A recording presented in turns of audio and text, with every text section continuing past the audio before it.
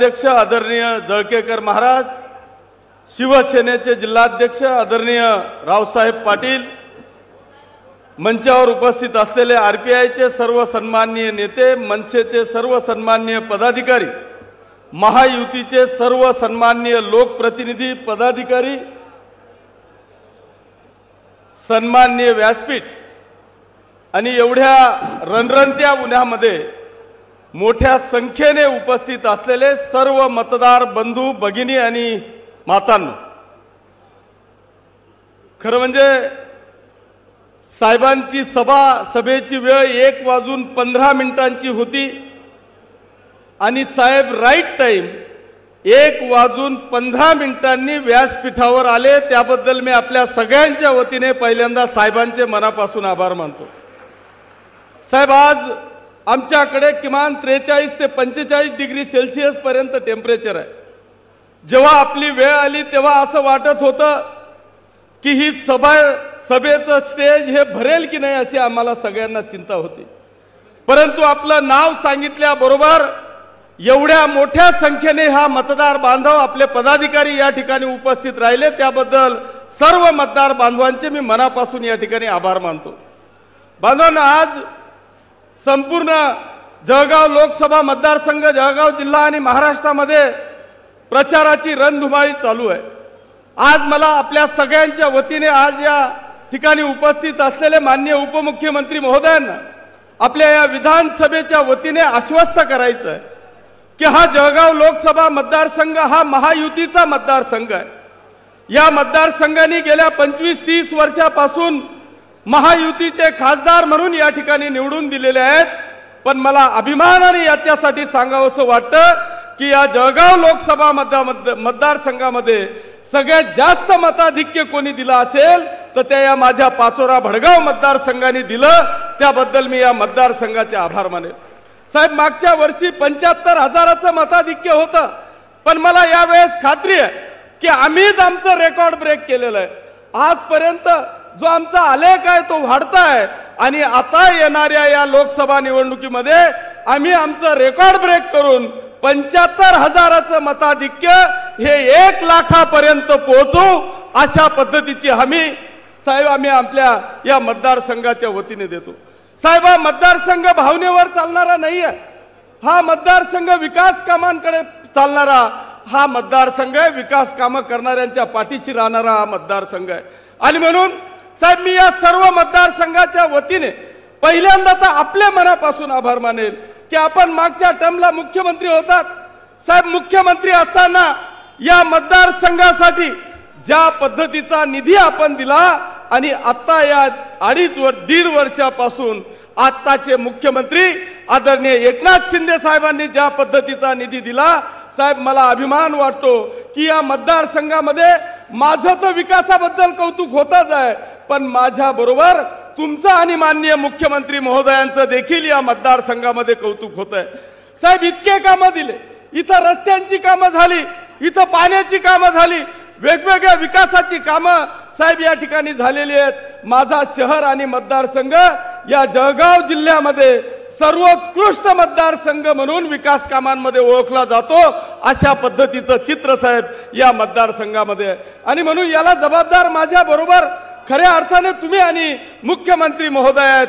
साहेब, मी आपल्याला या निमित्तानं मी सांगेल की मला खऱ्या अर्थाने मी तुमचे मनापासून आभार मानेल की या भडगाव तालुक्यामध्ये आणि पाचोरा तालुक्यामध्ये असे काही 25-30 गावं होते की त्या जळगाव लोकसभा मतदारसंघाच्या गिरणेच्या कॅनॉलवर येत नव्हते, परंतु आता आपण वरखेड लोंढे बॅरेज वरून आम्हाला पाण्याची पाईपलाईन दिली, त्याचं 600 करोड रुपयाचं टेंडर काढलं, वर्क ऑर्डर झाली आणि माझा खऱ्या अर्थाने तो नारपारचा जो पट्टा होता, मळगावची जी पाटचारी होती, तिचं आता कायमस्वरूपी काम होणार आहे आणि तो देखील एरिया आपला आता इरिगेटेड होणार आहे।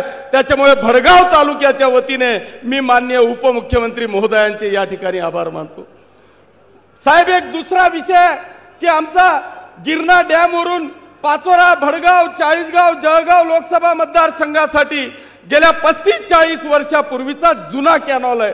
त्या कॅनॉलची आज अशी कंडिशन आहे की त्या कॅनॉल मधून 25% पाणी सुद्धा टेलला पोहोचत नाही आणि म्हणून त्याचं देखील एस्टिमेट तयार आहे।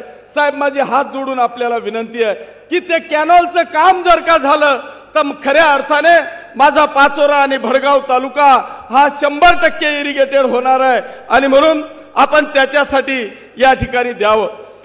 साहेब एक महत्त्वाचा विषय आमचा आहे, आमची गिरणा मातेचं धरण आहे। मला माहित नाही मागे काय झालं, परंतु गेल्या अनेक वर्षापासून बलूनचा डॅमचं हे सगळं चाललं होतं। खरं म्हणजे बलून डॅम हा गिरणा नदीवर यशस्वी नाही आहे, कारण त्याला जर का शांत नदी असेल तरच त्या ठिकाणी ते होऊ शकतं। परंतु माझी साहेब आपल्याला विनंती आहे की जवळपास 7 बलून बंधाऱ्यांचं एस्टिमेट हे 700-800 कोटीवरून आता 1000-1200 कोटीवर गेलाय। ते बलून कॅन्सल करून त्या बलूनच्या जागेवर जर साहेब आपण पक्के बंधारे दिले तर माझा मतदारसंघ हा 100% सुजलाम सुफलाम होणार आहे। जर याला माझ्या मतदारसंघाच्या जनतेमध्ये ताकद आहे, कुवत आहे, काम करायची नियत आहे आणि हा मतदारसंघ काम करणाऱ्याच्या पाठीमागे उभा राहणारा हा मतदारसंघ आहे आणि म्हणून माझी विनंती आहे की त्या बलून बंधाऱ्यांच्या जागेवर आपण पक्के बंधारे द्यावे। आज या मतदारसंघामध्ये साहेब मी या जनतेच्या वतीने पहिल्यांदा तुमचे मनापासून आभार मानेल की आपण मागचा जो निष्क्रिय खासदार होता उन्मेष पाटील याची पहिल्यांदा तुम्ही उमेदवारी रद्द केली, त्याबद्दल मी तुमच्या हात जोडून आभार मानतो की ज्या माणसांनी 5 वर्षामध्ये साहेब ठीक आहे काम कमी जास्त आम्ही समजू शकतो, आम्ही तर प्रश्न विचारतो की तू या मतदारसंघामध्ये मुतारी दाखव, त्या मुतारी सोडा, पण आमच्या सुखादुःखामध्ये सुद्धा हा खासदार साहेब आयुष्यामध्ये 5 वर्षामध्ये कधी आला नाही। 5 वर्ष सत्तेत होता, 5 वर्ष आमदारकीच्या सत्तेत होता, कुठली विकास कामं केली नाही आणि आता जळगाव लोकसभा मतदारसंघामध्ये वेगवेगळे प्रश्न तो जनतेला विचारतोय, त्या गिरीश भाऊ सरकारवर नको ते आरोप प्रत्यारोप करतोय, लोकांची दिशाभूल करण्याचा प्रयत्न करतोय।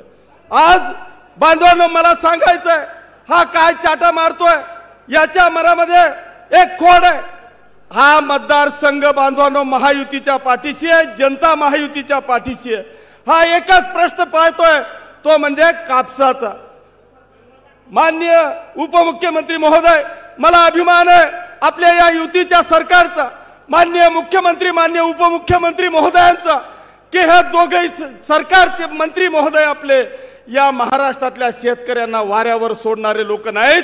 बांधवांनो मला माहिती आहे की हे इंटरनॅशनल क्रॉप आहे, पण तरी सुद्धा बांधवांनो या महाराष्ट्रातल्या तमाम सोयाबीन आणि शेतकरी कापूस शेतकरी बांधवांच्यासाठी आपल्या या सरकारने 4000 करोड रुपयाचं पॅकेज जाहीर केलंय, पण आचारसंहितेमुळे आपण शेतकऱ्यांच्या अकाउंटवर तो पैसा येऊ शकला नाही। मला खात्री आहे की हे जे शब्द देतात ते पाळणारे हे सरकार आहे, शब्द पाळणारे हे सरकार आहे। मला खात्री आहे की इलेक्शनची आचारसंहिता संपल्याबरोबर या महाराष्ट्रातल्या कापूस उत्पादक शेतकऱ्यांच्या अकाउंटवर हा कापसाचा अनुदानाचा पैसा हा आल्याशिवाय राहणार नाही, अशा पद्धतीची खात्री बांधवांनो मला आज या ठिकाणी सांगावीशी वाटते।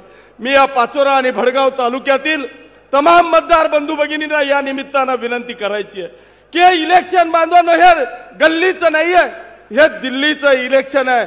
आज आमची छाती भरून येते की ज्या पद्धतीचं आदरणीय नरेंद्र मोदीजी या भारताचं नेतृत्व करताय, इथं येतात कोणीतरी मोदीजींवर टीका करतात, अरे तुमची लायकी नसताना तुम्ही मोदीजींवर टीका करतात। अरे आमच्यामध्ये धमक आहे, या युतीमध्ये धमक आहे की आदरणीय नरेंद्रजी मोदीजींच्या नावावर हा संपूर्ण भारत त्यांच्या पाठीशी आहे, यांचं एकही नाव समोर येत नाही। यांचा कोण पंतप्रधान आहे, या पंतप्रधान पदाचा उमेदवार कोण आहे हे आम्हाला माहित नाही, मग नेमकं आम्ही कोणाच्या पाठीशी उभं राहणार आहोत। बांधवांनो आज मी आपल्याला सगळ्यांना विनंती करणार आहे की कुठेही आमची चूक होणार नाही। या महाराष्ट्रातला आणि भारतातला बांधवांनो एक वर्ग असा नाही आहे, मोलमजुरी करणारा असेल तर त्याला राशन फुकट आहे, 100 एकरचा शेतकरी असेल किंवा 1 एकरचा शेतकरी असेल त्याच्या प्रत्येकाच्या खात्यावर बांधवांनो दरवर्षी 12,000 रुपये येत आहेत। जे निराधार आहेत त्यांचा पगार 1000वरून 1500वर गेला आहे। असे अनेक विषय आमच्या गोरगरिबांसाठी खऱ्या अर्थाने गोरगरिबांचं सरकार गोरगरिबांचा विचार करणारं राज्याचं सरकार आणि गोरगरिबांच्या मागे उभे राहणारे आदरणीय नरेंद्रजी मोदी यांचे हात बळकट करण्यासाठी या देशात जो 400 पारचा नारा केलेला आहे, तो 400 पारच्या नाऱ्यामध्ये आमचा देखील उमेदवार त्या 400च्या खासदारांमध्ये उभा राहावा अशी एक आग्रहाची विनंती करत असताना आपल्याला सगळ्यांना विनंती करणार आहे की आपलं मताधिक्य या लोकसभेतून आपल्या सगळ्यांच्या आवडत्या उमेदवार आदरणीय स्मिताताई वाघ यांना द्यायचं आहे। स्मिताताई वाघ यांना याच्यासाठी द्यायचं आहे। बांधवांनो, मी स्मिताताईंचे या ठिकाणी आभार मानेल की हा निर्लज्ज खासदार ज्याला आमदारकी दिली त्याला खासदारकी दिली, एकदा फक्त रिपोर्ट खराब आला म्हणून त्याचं तिकीट कापलं गेलं आणि आमच्या ताई ज्यांचा एबी फॉर्म उमेदवारी जाहीर केली, एबी फॉर्म दिला गेला, फॉर्म भरायची वेळ आली आणि त्यांचं तिकीट कापलं। मी आमच्या सगळ्या माता भगिनींना या निमित्तानं विनंती करणार आहे, अरे तिकीट कापल्यावर सुद्धा त्यांनी नाराजी व्यक्त केली नाही, कुठे मागे फिरले नाही, कोणत्या पक्षात गेले नाही, तेवढ्याच जोमाने काम केलं।